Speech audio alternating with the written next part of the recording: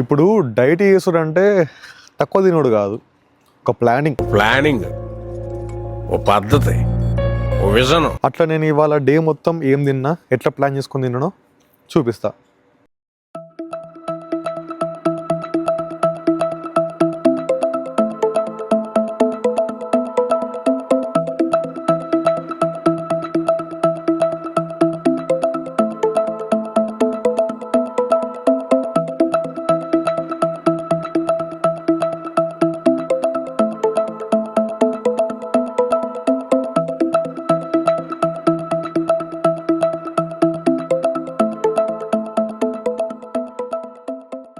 ఇవన్నీ meals only 1600 calories ఉన్నాయి. దీంట్లో 95 గ్రామ్స్ ఆఫ్ ప్రోటీన్ ఉన్నది.